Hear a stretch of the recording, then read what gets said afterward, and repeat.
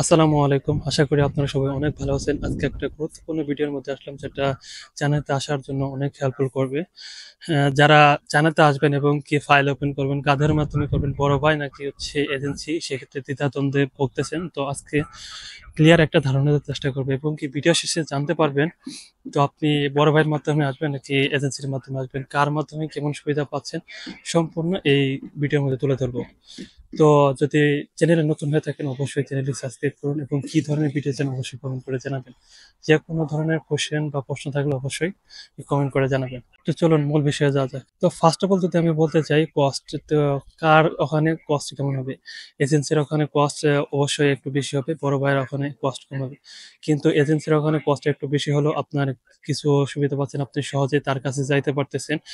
যে কোনো সমস্যা, যে কোনো প্রবলেম হলে তার সাথে কথা বলতেছেন, সরাসরি একটা ফিডব্যাক পাবেন।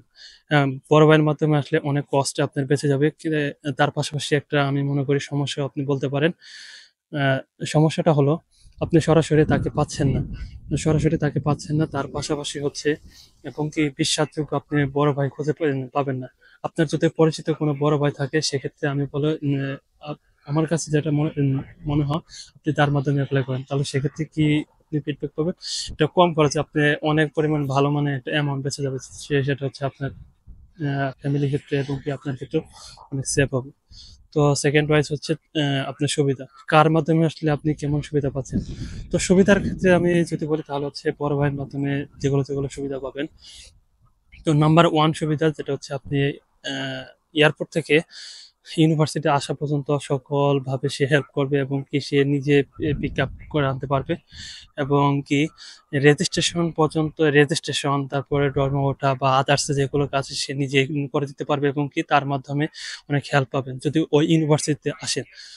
তো এজেন্সির মাধ্যমে যেগুলো সুবিধা পাবেন, হ্যাঁ, এগুলা সুবিধা পাবেন যদি ওই এজেন্সির কোনো স্টুডেন্ট ওই ইউনিভার্সিটিতে থাকে সেক্ষেত্রে আপনি এই সুবিধাগুলো পাবেন। তার পাশাপাশি আ সরাসরি তার সাথে কথা বলতে পারবেন এবং এই দিক দিয়ে আমি মনে করি সুবিধার ক্ষেত্রে বড় ভাইকে আমি আগায় রাখবো এবং এজেন্সিকে অনেক পিছিয়ে রাখবো। হ্যাঁ, থার্ড ওয়াইজ হচ্ছে তথ্য। তথ্যের দিকে যদি আমি বলি, যদি ইউনিভার্সিটি যে ইউনিভার্সিটি আছে ওই ইউনিভার্সিটি বড় ভাইয়ের মাধ্যমে করেন সেক্ষেত্রে ভালো মানের একটা তথ্য পাবেন, যে অরিজিনাল তথ্যটাই পাবেন। যদি ওই বড় ভাইটা সৎ হয় এবং কি ভালো তথ্যটাতে, কি মিথ্যা তো বলতে পারি কিন্তু আমি মনে করি যারা জানাতে আসে টাকার যতই লোভ থাকুক তারপরেও বাংলা বাংলাদেশের স্টুডেন্ট প্রতি কিছুটা হলেও মায়া আছে। সেক্ষেত্রে আমি মনে করি ভালো তথ্যটাই দেবে। এজেন্সিও ভালো তথ্য দিবে না তা কিন্তু না। কিন্তু রিয়েল তথ্যটা পাওয়ার জন্য হচ্ছে আমি মনে করি বড় ভাই উম ভালো হবে। তো আমি এই ৩ টায় আপাতত করলাম। আমি মনে করি যদি আপনি কস্ট এবং তথ্য এবং সুবিধার দিক দিয়ে বিবেচনা করেন, আমি মনে করি বড় ভাই আপনার জন্য বেটার মনে হবে। তারপর হচ্ছে আপনি সরাসরি ফিডব্যাক এবং কি চান্স পাওয়ার পসিবিলিটি আপনি বি ভালো পেতে চান তাহলে আমি মনে করি আপনার জন্য হতে পারে এজেন্সি সবচেয়ে ভালো। তো ভিডিও শেষে কতটুকু আমি কতটা করতে পারলাম। তো কার মাধ্যমে আপনি আসবেন সেটা আপনি বিবেচনা করেন। আমি আরকি সম্পূর্ণ তথ্য তুলে ধরলাম। তারপর আবার রিপিট করতেছি। যদি আপনি বড় ভাইয়ের মাধ্যমে আসেন তাহলে হচ্ছে আপনি কম খরচে আসতে পারবেন। সেকেন্ড ওয়াইজ যদি ওই ইউনিভার্সিটিতে আসেন সেক্ষেত্রে হচ্ছে আপনি সরাসরি তার ফিডব্যাক পাবেন, যেমন এয়ারপোর্ট থেকে আসা, তারপর হচ্ছে রেজিস্ট্রেশন করা, তারপর জন্ম ওঠার আগ পর্যন্ত সম্পূর্ণ সে নিজের নিজের ভাই এবং কি ভালো মনে করেই করবে। তারপর যেটা হচ্ছে সম্পূর্ণ নিজের তথ্য সে নিজে দিতে পারবে, আরকি ভালো তথ্য দিতে পারবে।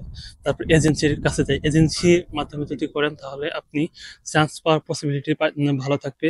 ভিসা রেশিও সেক্ষেত্রে এর সমান।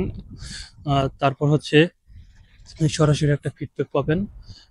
আমি মনে করি এগুলো আপনার জন্য অনেকই এই যেগুলো বললাম সেগুলো আপনার জন্য অনেক হেল্প করেছে। যদি বিন্দুমাত্র হেল্প করে থাকে অবশ্যই চ্যানেলটি সাবস্ক্রাইব করবেন এবং কি ধরনের ভিডিও চান অবশ্যই কমেন্ট করে জানাবেন। দেখা হচ্ছে পরবর্তী নতুন আরেকটা ভিডিওতে। আজকের মতো বিদায়। আল্লাহ হাফেজ।